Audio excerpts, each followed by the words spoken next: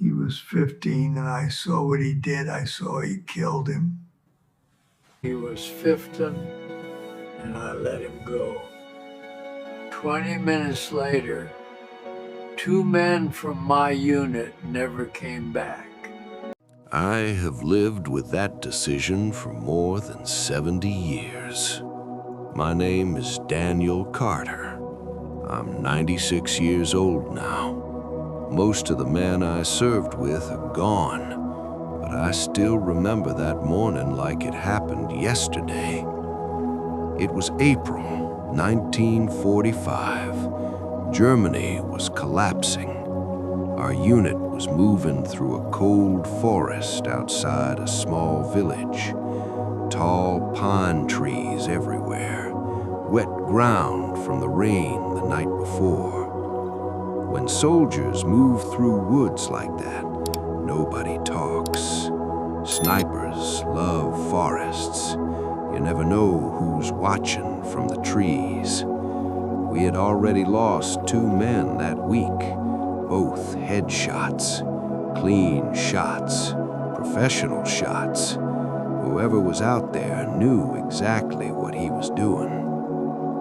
That morning, I was walking point with another soldier named Miller. Miller was older than me, 24. Back then, that felt like an old man. He kept whispering the same thing. Watch the trees. Snipers love trees. We had barely gone 200 yards into the forest when I heard something. A small sound, metal touching wood. I froze, raised my hand. Everyone behind me stopped instantly. The forest went silent. Even the birds stopped.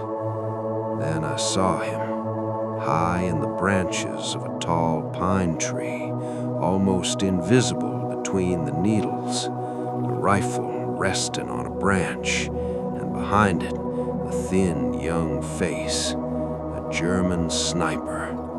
His helmet looked too big for his head. His hands were shaking.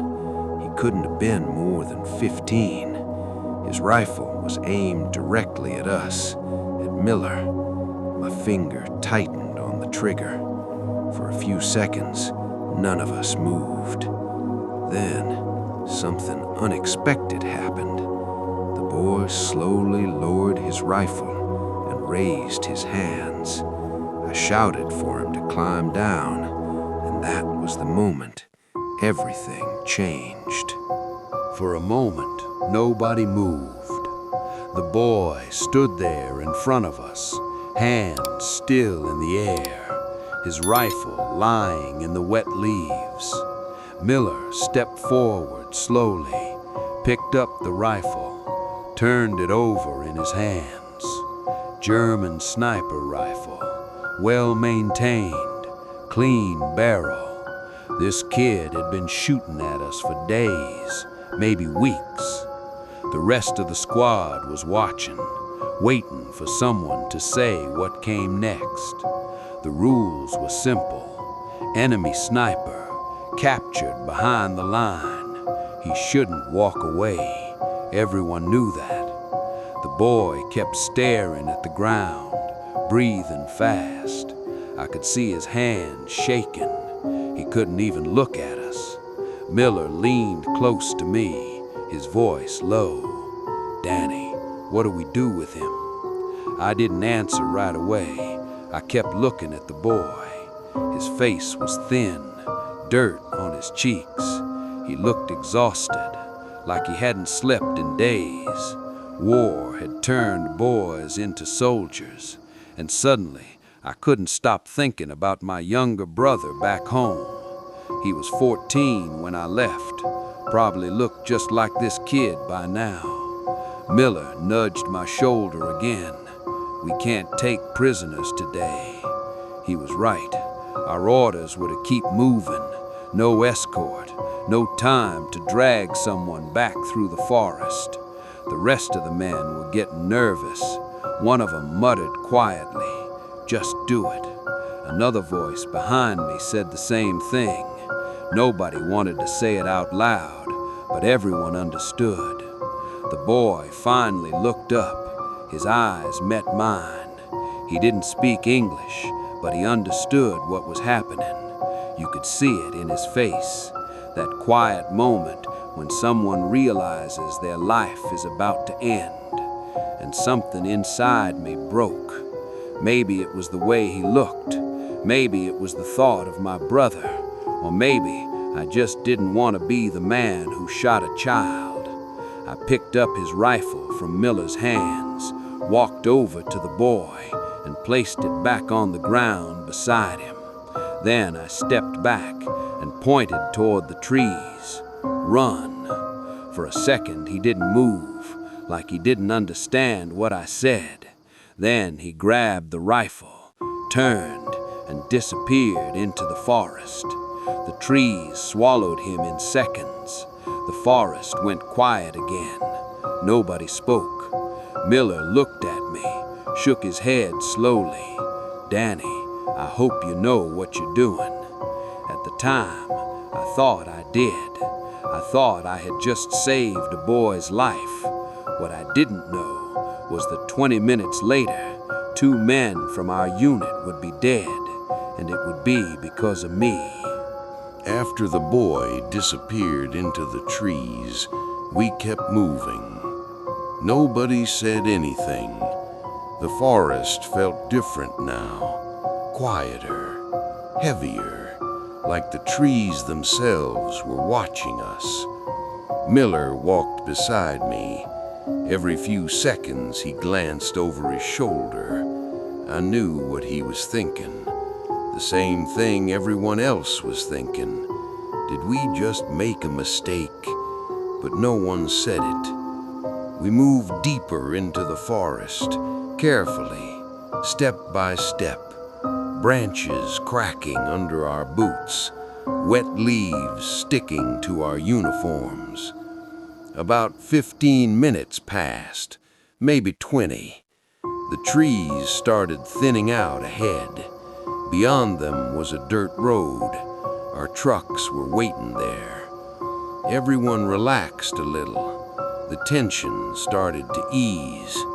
A couple of the men even started talking again. One of them laughed about something. I remember thinking maybe it was the right decision. Maybe the boy just ran home. Maybe the war was already over for him. And then it happened. A single shot, sharp, loud. It echoed through the trees. Everyone dropped instantly. The man walking in front of me fell first. Corporal Jenkins.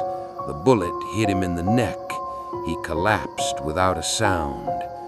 Before anyone could react, a second shot cracked through the forest. Miller.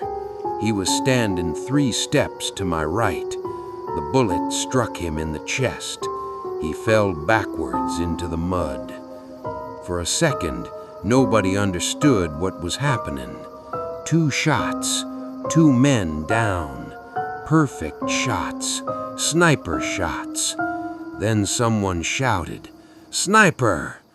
We scattered, diving behind trees, searching the branches, searching the shadows. My heart was pounding so hard I could barely hear anything. We managed to stop the bleeding, but Miller was already gone. Jenkins, too. The medic tried. Everyone did. But the shots had been too clean, too precise. A sniper knows exactly where to aim. I remember sitting on the ground beside Miller. The forest was quiet again. Too quiet. His helmet had rolled off when he fell.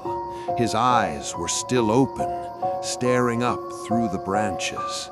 I kept hearing the same sentence in my head. "Danny, that's just a kid." Those were the last normal words Miller ever said to me, and I had believed them. I believed that boy was just scared, that he didn't want to kill anyone. But war doesn't care how old you are. War only cares who pulls the trigger first. We searched the forest for hours that day, but the sniper was gone, like he had never been there. Just footprints, broken branches, and 2 graves we had to dig before sunset. I never saw that boy again, not during the war, not after. Maybe he survived, maybe he didn't, but sometimes I still wonder what happened to him. Did he grow old like me? Did he ever think about the 2 men he killed that day? Or was it just another moment in a war that swallowed thousands of lives? I went home in 1946, got married, had children, built a life that looked normal from the outside. But some memories stay with you, no matter how many years pass. Sometimes I wake up in the middle of the night and I see that forest again.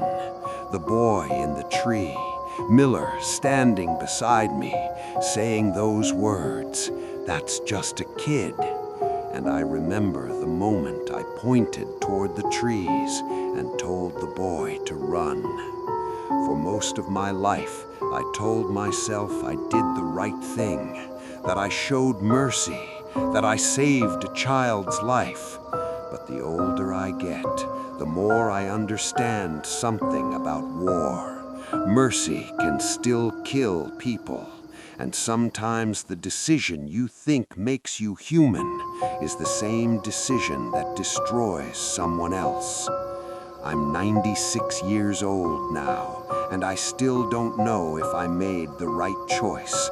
All I know is this: 2 good men never came home, and every year that passes, I remember exactly why.